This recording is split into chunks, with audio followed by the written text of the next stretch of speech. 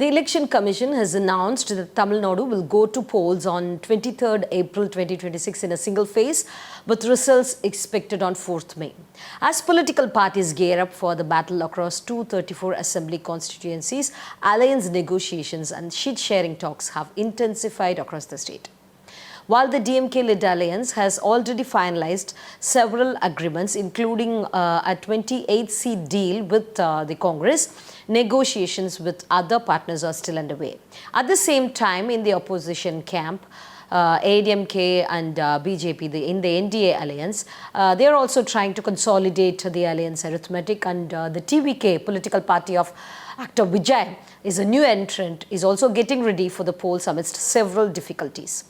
To discuss the evolving alliance arithmetic and voter expectations in Tamil Nadu, we are joined by political analyst and author Mr. R. Kannan. Hello sir, welcome to the show. Thank you, Ma. So now that the polling date for Tamil Nadu has been fixed for 23rd April, how do you see the political momentum shifting in the state? Which alliance currently appears more organized? I think that the DMK-led alliance happens to have an edge when it comes to preparations, seat sharing, stitching alliances, bringing in more parties into their alliance. And it's a 24-party alliance, although the parties that matter really are the Congress and maybe the Communists and VCK. So those are the parties that really matter. They're already there. And then there are any number of smaller parties which are part of the DMK alliance. On the other hand, we have the AADMK-led NDA alliance. It seems to be a little unprepared as we discuss it at the moment.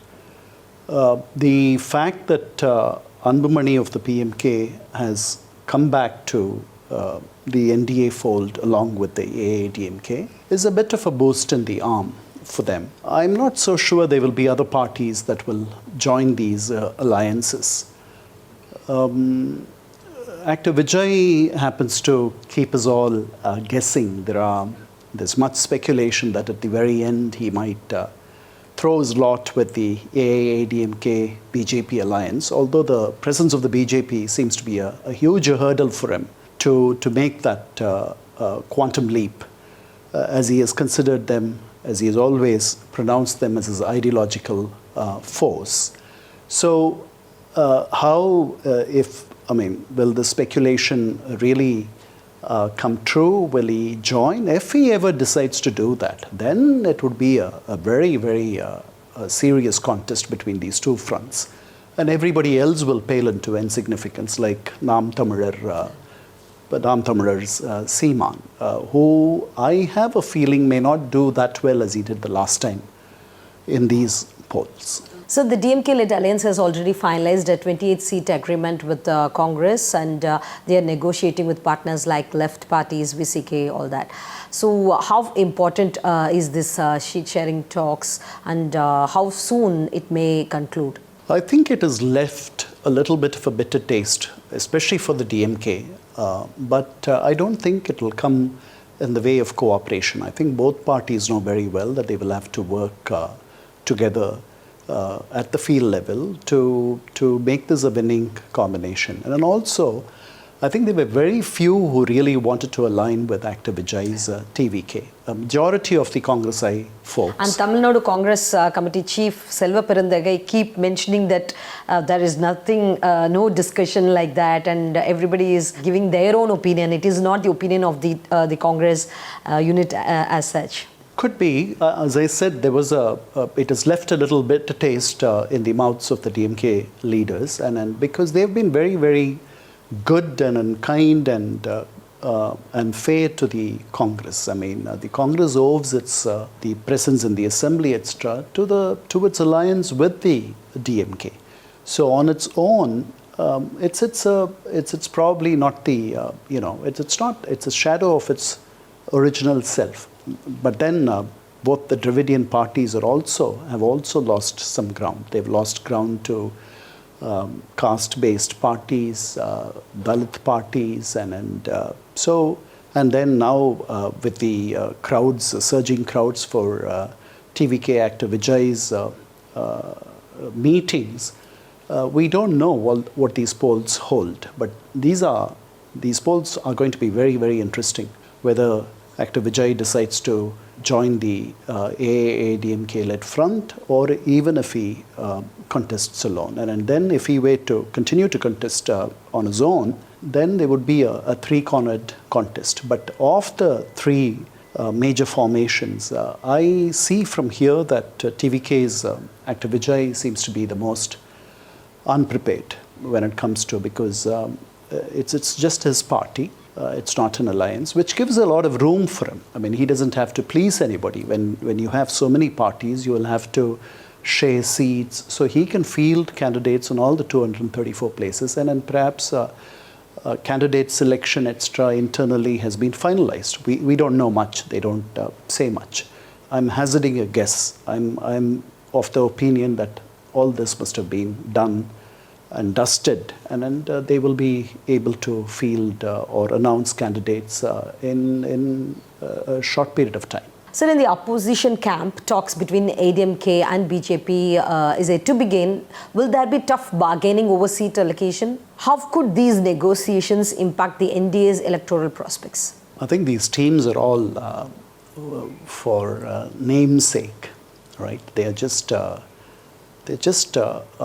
formal, a pro forma requirement. The decision is essentially in the DMK camp. It's taken by the Chief Minister, probably in consultation with his senior leadership and others. In the Congress I camp, it appeared that there was some indecisiveness between Rahul Gandhi's preferences and his mother's preferences. His mother wanting to go with an ally who had stood by them for the last several years. And finally, after a lot of seesawing and toing and froing, finally after the former Finance Minister P. Chidambaram's intervention, things were sorted out. They should have not even gone to this extent. There should have not been this kind of misunderstanding. And if it was only a matter of 3 extra seats, I think they could have, the DMK would have been more than happy to probably give it to them straight away. And all this could have been stitched and agreed upon at the very initial stages. Now, coming to the AADMK, despite the 4-member committee, and although it looks like they are unprepared and seat sharing might be a difficult process for them, I really don't think that will be a hurdle. The BJP, as far as the PMK goes, we understand that they will get about 18 seats or so. If that is the case, if that is confirmed, then they probably will get those 18 seats. They may get about 20 seats probably. If they are given 18 seats, then the BJP, which was given 20 seats during the 2021 assembly elections, will expect a little bit more. Maybe their goal is about 40 seats, like the Congress originally wanted 40 seats to represent each parliamentary constituency, including Puducherry. If the BJP were to make a grandstand like that, I don't think it will help the alliance very much, because the BJP should understand the ground realities. It's a bit of a liability for the AADMK. The minorities the Muslims have completely deserted this alliance, and we don't know about the other minorities. They might have ambivalent towards this alliance because of the BJP's presence. So the BJP is actually a bit of a burden. It's a mill around the AADMK's neck. Maybe they are very resourceful because they happen to be at the center, the party in power at the center, so they could definitely be very, very resourceful, and I have no doubts about that, and the AADMK might want their support in that regard. But when it comes to cadre strength, when it comes to grassroots support, strength. It's a small cross-section of people, I think, who would support them. The last time they won just 4 seats. So I think they should keep their expectations not too high. And I'm sure Edappadi Palanichami will handle them as he sees fit, as he has handled their other supposed demands to take in the leaders who were thrown away out of thrown away from the AIADMK. He stood his ground, he said no to it. And then the fact that TTV Dinakaran is part of that alliance is also a bit of a boost in the arm. Now, we are supposing all this, okay? Because the last elections were held in 2021. We are extrapolating the results from then, and then in 2024, the alliance didn't happen for the parliamentary elections. So we have to work with those figures. But things have changed. There is a bit of a momentum on the DMK side. Firstly, it's the ruling party.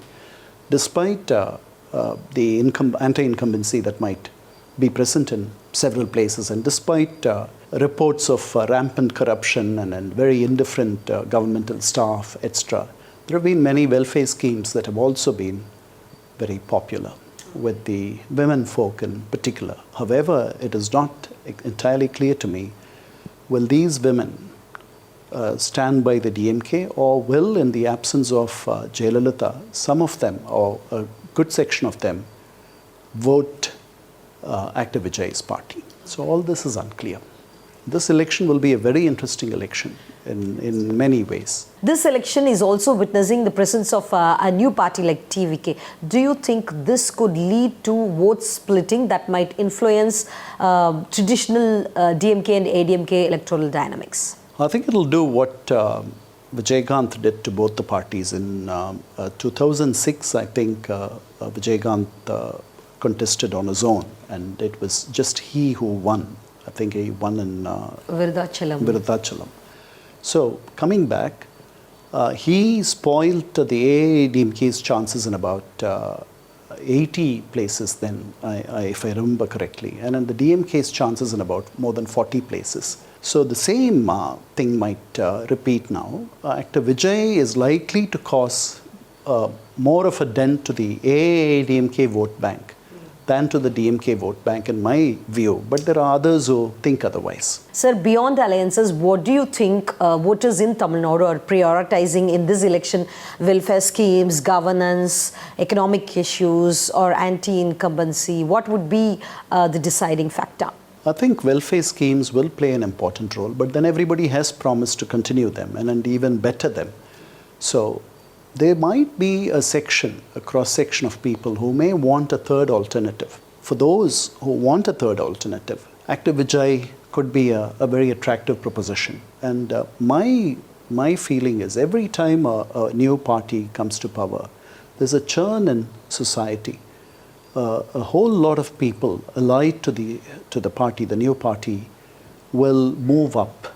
So when the DMK first came to power, a new crop of people, a new set of families, hundreds and thousands of them, hundreds of thousands of families from modest backgrounds moved up. Similarly, when the AIADMK came to power, an entirely new set of families and a new layer of society showed upward mobility. So if Active Vijay were to, for some reason, perform very well, then there'll be an underprivileged hitherto a section of the society which had not moved up will be able to do that.